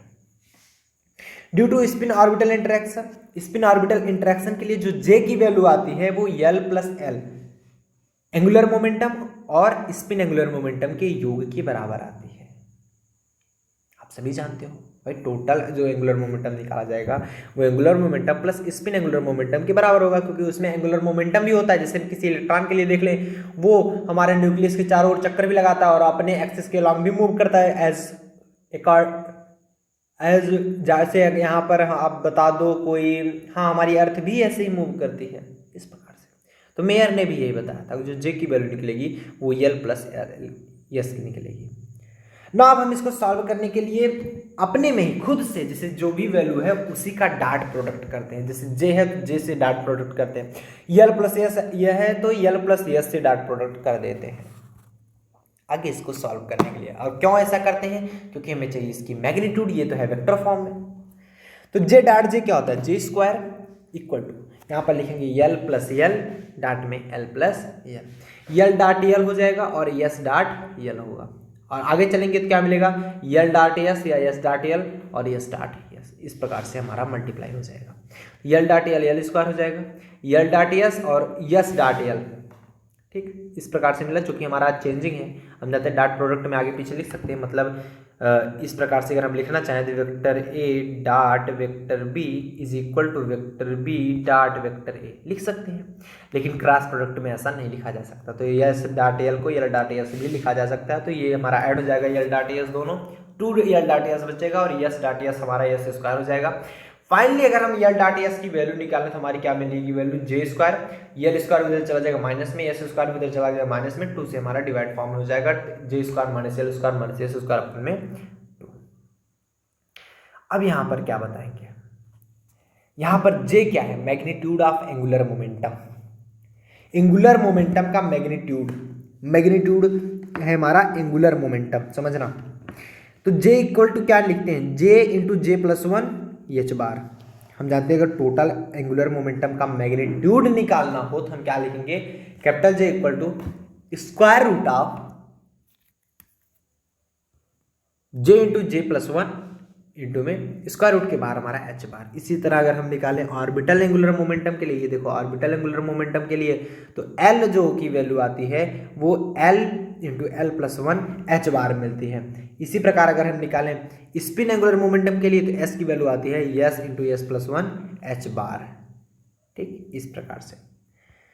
अब देखेंगे वैल्यू क्या निकलेगी हमारी, यल डॉट एस की जगह यल डॉट एस रखी रही है। आप क्या करेंगे, जे की जगह क्या रखेंगे, जे इंटू जे माइनस 1, होल स्क्वायर है तो स्क्वायर रूट से बाहर हो जाएगा, स्क्वायर रूट से हमारा बाहर हो जाएगा, 2 भी हमारा बाहर कर लेंगे, एच बार भी सब में मिल रहा है तो सभी का होल स्क्वायर है तो एच बार स्क्वायर भी हमारा कॉमन हो जाएगा। इसी तरह यल की भी वैल्यू हो जाएगी, यल प्लस 1 स्क्वायर रूट में था, स्क्वायर रूट से बाहर निकालेंगे, स्क्वायर है क्योंकि। यस की वैल्यू हमारी square root of S plus 1, लेकिन स्क्वायर रूट है और स्क्वायर भी है तो एक दूसरे से कट जाएंगे, बचेगा हमारा yes into yes plus 1। Putting this value in equation number first, हम यल डॉट यस की वैल्यू इक्वेशन नंबर फर्स्ट में ले जाकर पुट कर देते हैं। अब इक्वेशन नंबर फर्स्ट कहाँ है आपका, ये रहा, V dot R equal to phi of R L dot S, L dot S की वैल्यू यहाँ पर ले आकर पुट करते हैं। अब आइए पुट करने के बाद क्या मिलता है हमको वो चीज देखते हैं। तो टोटल वैल्यू वही रहेगी minus phi of R V R की वैल्यू निकलेगी, एल डॉट एस की हम इतना रख दिए। एंड फाइनली हमारा phi of R J J plus one minus L L plus one S S plus one H bar square upon 2, ये finally value हमारी मिल गई ई की। और जो हमारा वी है, मतलब जो पोटेंशियल है, पोटेंशियल होती है हमारा एनर्जी के रूप में होगा, जो पोटेंशियल है वही तो हमारा एनर्जी के रूप में होगा, इसीलिए यहाँ पर एनर्जी ई की वैल्यू यहाँ पर लिखी जा सकती है। जहाँ पर जो जे की वैल्यू अगर बात करें, जहाँ पर जे की वैल्यू यल प्लस एस माइनस वन, यल प्लस एस माइनस टू, ऐसे होते होते माड में एल माइनस एस तक की वैल्यू आती है। फॉर ईच न्यूक्लियन, सभी न्यूक्लियन के लिए यल की वैल्यू कितनी होती है? हाफ। सभी न्यूक्लियनों के लिए यस की वैल्यू हाफ होती है। जब यस की वैल्यू हाफ होगी तो हम जे की अगर वैल्यू निकालें तो क्या निकालोगे? यल प्लस यस की वैल्यू क्या लिखोगे? हाफ। दूसरी क्या वैल्यू निकलेगी? जे इक्वल टू यल, यस की जगह रखिए माइनस हाफ। हम सबसे पहली वाली वैल्यू निकाल रहे हैं, ये देखो सबसे पहली वाली वैल्यू निकाल रहे हैं। एक तो यल प्लस यस की जगह हाफ रखिए, एक बार माइनस हाफ, मिनिमम वैल्यू, इसी के लेकर हम आगे चलेंगे। तो आइए देखते हैं। Putting j equal to L plus one and S equal to half in equation number second. हम इक्वेशन नंबर सेकेंड में सबसे पहले तो j equal to L plus one रखेंगे, यस की वैल्यू तो हमारी हाफ ऑलरेडी ही होती है। दूसरी बार हम एल माइनस हाफ रखेंगे, मतलब पहली बार हम एल प्लस हाफ रखेंगे j की वैल्यू, दूसरी बार हम एल माइनस हाफ रखेंगे, क्योंकि j की हमारी दो वैल्यू मिनिमम निकली है। यस की तो वैल्यू हमेशा हाफ होती है, तो यहाँ पर जब वैल्यू रखेंगे तो आपको मिलेगा क्या? एक बार एल प्लस एस मिलेगा, एक बार एल माइनस एस मिलेगा। एस की वैल्यू हाफ रखेंगे तो L plus half and L minus half. सबसे पहले जब हाफ वैल्यू रखेंगे तो मिले क्या आपको? E j equal to L plus half. हमने ऐसा डिनोट कर दिया ताकि आपको मालूम रहे, या आप ई जे वन भी लिख सकते हो, ई जे वन ई जे टू भी लिख सकते हो। तो ई जे की वैल्यू हमने निकाली एल प्लस हाफ की वैल्यू, तो फाइव ऑफ आर। अब जहां जहां पर हमारा जे है वहां वहां आप एल प्लस हाफ रखेंगे। ऊपर देखेंगे यहाँ पर था हमारा जे, यहाँ पर पॉइंट था जे, तो जे की जगह हम एल प्लस हाफ रख दिया। यहाँ भी जे था, एल प्लस हाफ रख दिया, प्लस में एल की जगह एज इट इज छोड़ दिया। फिर एस की जगह हमने हाफ रख दिया। अब जब हमने इसको सॉल्व किया, सॉल्व कैसे किया ये सब लोग जानते हो, सॉल्व करने में कोई रखा नहीं गया है। अगर आप कहो तो मैं बता दूं।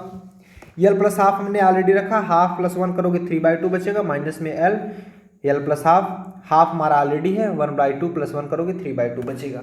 यहाँ से ही देखोगे L into L square plus half L, and फिर एल का मल्टीप्लाई करोगे 3/2 एल, एंड हाफ का 3/2 मल्टीप्लाई करो 3/4। इसमें मल्टीप्लाई कराइए minus L square minus L बच जाएगा, एंड इसका मल्टीप्लाई करेंगे माइनस 3/4 कैंसिल हो गया। कैंसिल नहीं होता, हमेशा घटता है। हम आपको समझाने के लिए लिखते हैं, तो आप लोग इतना ऐसा समझ लिया कीजिए, बोर्ड में नहीं लिखना, आपके एग्जाम में नहीं लिखना आप कौन सा बोर्ड होने वाला है। एल स्क्वायर ऑलरेडी एक दूसरे से कट जाएंगे। क्यों? क्योंकि ये प्लस में है, वो माइनस में है। बचेगा क्या? यल, देखो दो हमें एलसीएम ले लिए, इसमें भी, ये देखो इसमें भी और इसमें भी, दो हमारा क्या हो गया? एलसीएम। दो हमने ले लिया एलसीएम। जब एलसीएम लेंगे तो ऊपर यहाँ पर एल बचेगा, यहाँ पर 3 एल बचेगा, यहाँ पर हमारा 1 था तो 1 2 जा 2 माइनस का 2 एल बच गया। तो 4 एल में से 2 एल घटाएंगे, सिर्फ 2 एल बचेगा, 2 में से 2 कैंसिल हो जाएगा, एल सिर्फ बच जाएगा। तो 5r l h cut square upon 2 बचा। J equal to L plus half रखने पर, इसी प्रकार j equal to l minus half रख देंगे। तो हमारी, आप सॉल्व कर लीजिएगा वैल्यू, एक बार हमने सॉल्व करके दिखा दिया, अगर आपकी इच्छा हो तो आप सॉल्व कर सकते हैं। तो ये वैल्यू मिलेगी L plus 1 H cut square upon 2 या एच बार स्क्वायर अपॉन 2। अब यहाँ पर आगे समझेंगे जो एनर्जी गैप होता है, एनर्जी गैप कैसे निकालते हो? बाइंडिंग एनर्जी गैप, भाई जिसकी एनर्जी ज़्यादा होती है उसमें से एनर्जी, जिसकी कम होती है उसमें से घटा देंगे। भाई ये देखो इस प्रकार से आपको एनर्जी गैप मिलता है,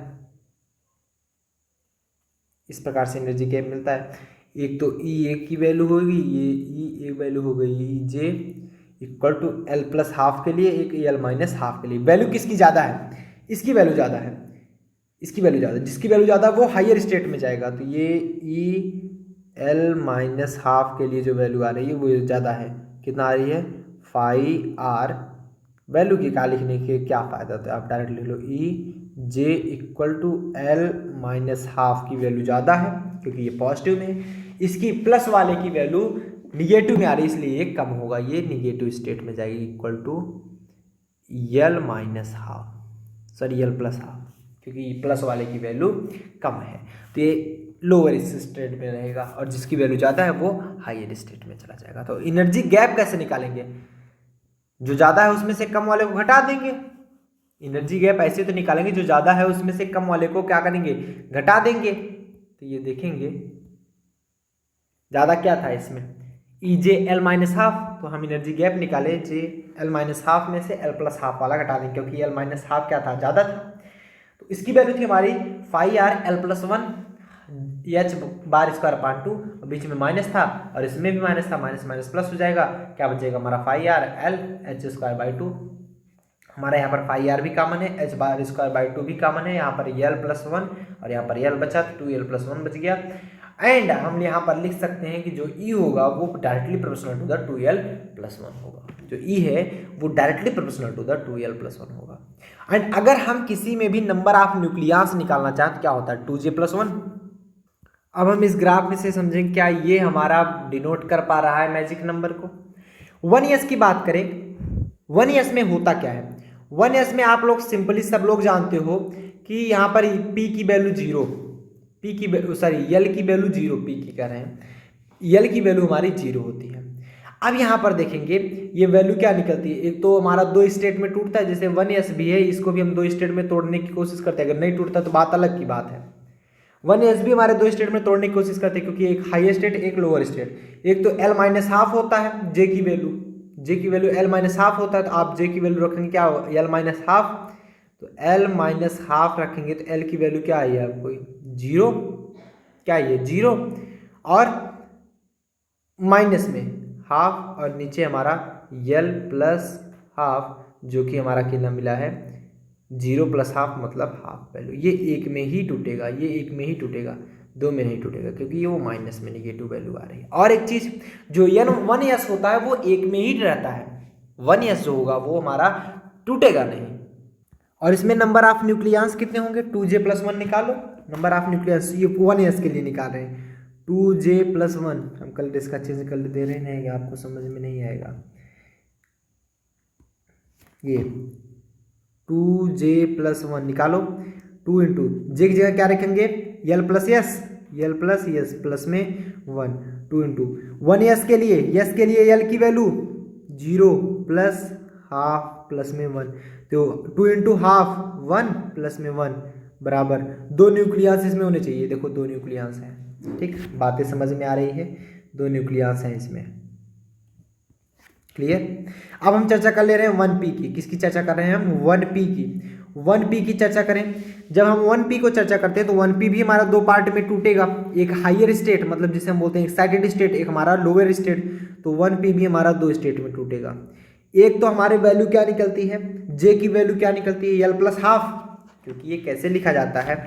ऐसे तो लिखा जाता है ना, n l j, ऐसी तो होता है ना, n l, ये हमारा j में यहाँ पर लिखा जाएगा, तो यहाँ पर n की वैल्यू, फिर l की वैल्यू, फिर सफिक्स में j की वैल्यू लिखी जाती है। तो यहाँ पर आप देखेंगे j की वैल्यू यहाँ पर तो जैसे 1p है तो दो में टूटेगा, एक 1p ऊपर जाएगा, एक 1p नीचे आएगा, एक एक्साइटेड स्टेट, एक हमारा लोअर स्टेट। एक्साइटेड स्टेट में क्या होगा, ध्यान से समझेंगे। मैं एक नया पेज ऐड कर लेते हैं जिससे कि आपको समझ में आ जाए। जैसे मान लीजिए 1p आपका टूट रहा है, 1p, तो 1p दो भागों में टूटेगा, तो हमारा 1p l प्लस, ऊपर हमारा माइनस वाला जाता है ना, l माइनस हाफ, और एक हमारा 1p l प्लस हाफ। यहाँ पर ये वैल्यू आएगी हमारी 1p, l की जगह क्या रखोगे? ये हमारा p के लिए l का मान देखो, यस पी डी एफ, इसके लिए p का मान 0, l का मान 0, l का मान 1, l का मान 2, l का मान 3, तो l का मान क्या रखो यहाँ पर? 1 माइनस हाफ, ये तो रखोगे ना, हमेशा याद रखना। तो ये क्या मिलेगा? 1p, 1 में से हाफ घटाओगे हाफ, ये मिलेगा।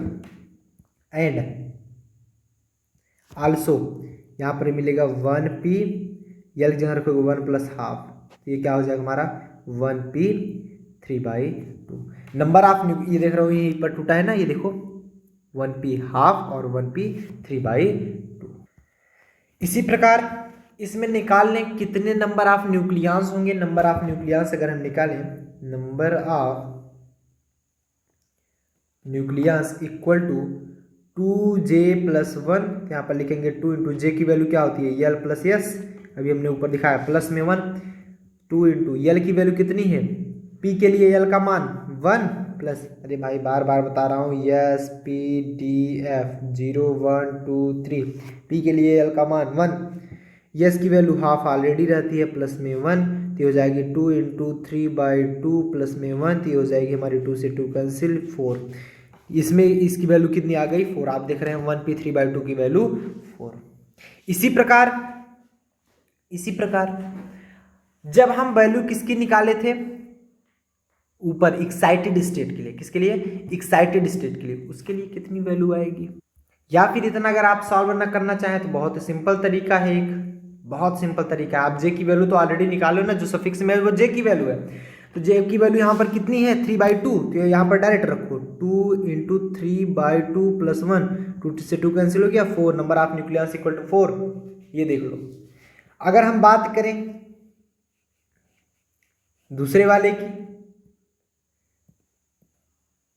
ये देखो उसमें क्या है जे की वैल्यू, यहाँ पर भी वही रखोगे 2j+1, 2 इंटू जे की वैल्यू रखो हाफ प्लस 1, 2 से 2 कैंसिल हो गया 2, ये देखो 2 आया कि नहीं आया, तो यहाँ पर 2 नीचे था ऑलरेडी, 4 4 6 4 4 8, 4 प्लस 2 करोगे 6 बचेगा, 6 प्लस 2 8, यहाँ पर भी सही निकला।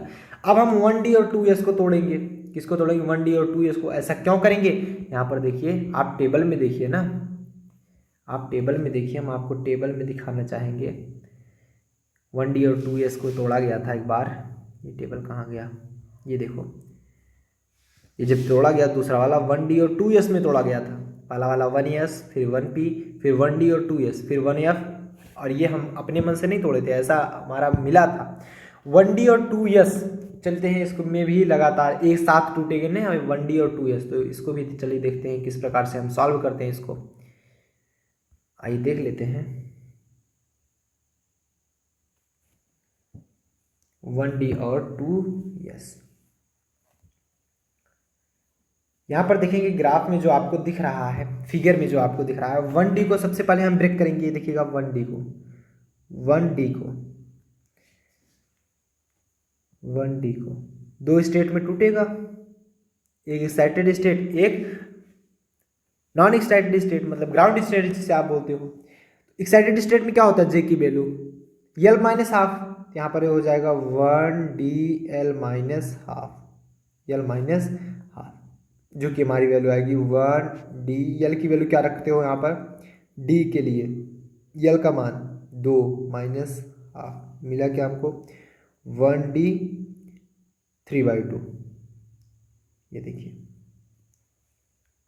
1D 3/2, और नीचे क्या मिलता है हमारा 1DL प्लस हाफ, हमने ऑलरेडी बताया प्लस वाला वैल्यू माइनस में मिली थी, इसलिए ये लोअर स्टेट में रहता है, तो इसकी वैल्यू आएगी 1DL की जगह रखोगे 2 प्लस हाफ, ये हो जाएगी हमारी 1D 2 2 4 1 5 5/2, 1D 5/2, देख रहे हैं ना, इस प्रकार ये टूट गया। अब 2S भी उसी में तोड़ा जाएगा ना, 2S को भी हम उसमें साथ में इसलिए बनाया गया, यस वाला एक में ही टूटता है, उसमें दो तो होगा नहीं, तो उसमें क्या बचते हैं हमारा 2S ही बच जाता है, उसमें हमारा 2S ही बच जाता है, और इसमें नंबर ऑफ इलेक्ट्रॉन्स कितने होंगे, अगर इसकी बात करें 2J+1, ये वैल्यू हम थोड़ा सा बाद में लिख लेंगे, इसके लिए 2J+1 निकाल लें अगर हम, इसके लिए 2J+1 कितना निकलेगा हमारा, 2 इंटू जे की वैल्यू क्या निकली है 3/2, 3/2 प्लस 1 कितना निकलेगा हमारा 4, निकला कि नहीं निकला, ये देखो इसके ऊपर वाले के लिए हमारी वैल्यू 4 निकली, नीचे वाले के लिए वैल्यू अगर निकालोगे 2J+1 इक्वल टू 2 इंटू जे की वैल्यू हमारी मिली 5/2 प्लस में 1, 2 से 2 कैंसिल, मिल गया हमारा 5 + 1 6 मिल गया, ये हमारा 5 + 1 6, वैल्यू हमारी आ गई 6, तो 6 यहाँ पर नीचे मिला, 4 हमारा ऊपर मिला। अब 2S को भी आप तोड़ दीजिए, ये देखिए 2S को भी 2S में ही टूट जाएगा, इसके लिए वैल्यू निकालें अगर 2J+1 को मिल जाएगी 2 इंटू जे की वैल्यू क्या है यहाँ पर अरे भाई जे की वैल्यू क्या है, जे की वैल्यू देख लो वहाँ पर एन है, 1 है, 1 भाई सिंपल देखो 1 नहीं है यहाँ पर, आप रख low value L plus S, तो यल की वैल्यू आप रखोगे जे की जगह एल प्लस एस रख दो, प्लस में 1 2 इंटू यल की वैल्यू क्या होती है यस के लिए 0, प्लस में यस के लिए हाफ, प्लस में 1, तो हो जाएगा 2 इंटू हाफ, हाफ प्लस 1, 2 से 2 कैंसिल हो गया, 1 प्लस 1 मतलब 2, नंबर ऑफ जो हमारे न्यूक्लियस हुए वो 2 ही है। तो यहाँ पर मिला क्या 4 सबसे ऊपर, 2 और 6, 4 6 हमारे कितना मिला 10 प्लस 2, यहाँ पर मिल गया 10 प्लस 2, 10 प्लस 2 कितना होता है 12, 8 हमारा ऑलरेडी मिला था, 12 8 20 हो गया। और ऊपर चलते हैं, और ऊपर चलते हैं, ऐसे ही अगर आप लगाते चले जाओगे एकदम सिंपल होता चला जाएगा। उम्मीद करते हैं आपको ये सब पॉइंट्स धीरे धीरे समझ में आ रहे होंगे, आ रहे हैं ना, क्लियर हो रहा है सबको, बिल्कुल समझ में आ रहा है। चलिए आज सेल मॉडल सबको याद करवा के तब हम जाएंगे, सब लोग याद कर लोगे सेल मॉडल।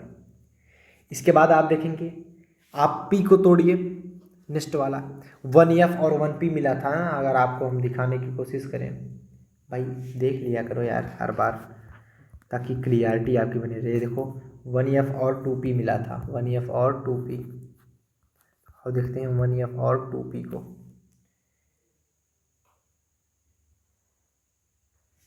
वन एफ और 2P, 1F को जब तोड़ोगे आप, ये रहा हमारा 1F, ये 1F भी हमारा 2 पॉइंट में अलग अलग होगा, एक तो हमारा एक्साइटेड स्टेट, दूसरा हमारा लोअर स्टेट। एक्साइटेड स्टेट में 1F L माइनस हाफ होता है और 1F L प्लस हाफ होता है, यही तो होता है।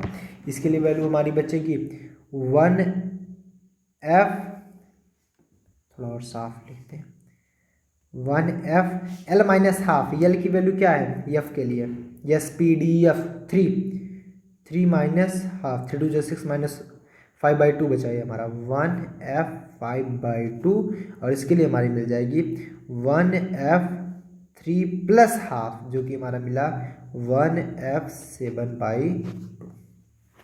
ये पॉइंट मिल गया और आपको यहाँ पर दिख भी रहा है ये पॉइंट 1F 7/2, ये देखो 1F 7/2 और ये 5/2 पॉइंट्स आपको दिख रहे हैं, ठीक। तो अब हम यहाँ पर देखेंगे इसके लिए कितनी वैल्यू होती है 2J + 1 निकालोगे। अगर इसके लिए हम वैल्यू निकाल लें 2J + 1 की, ये देखो 2J + 1, तो 2 इंटू जे की वैल्यू क्या मिली 5/2 प्लस 1, 2 से 2 कैंसिल मिल गया 6, इसके लिए वैल्यू देखो 6 मिली है, ऑलरेडी मिला है। इसके लिए वैल्यू अगर निकालें तो कितना मिलेगी 2J + 1 बराबर 2 इंटू यहाँ पर आएगा ही नहीं, 2 इंटू 7/2 प्लस 1, 2 से 2 कैंसिल 8, ये देखो 8 मिला है वैल्यू। अब हम क्या करेंगे 2P को भी तोड़ेंगे, 2P को भी तोड़ लीजिए इसी प्रकार से, एक एक्साइटेड स्टेट एक हमारा लोअर स्टेट।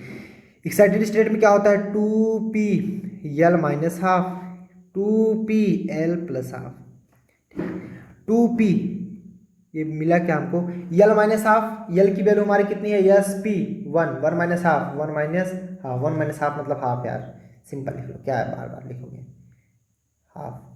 और यहाँ पर भी 2P L की वैल्यू हमारी 1 प्लस हाफ 3/2।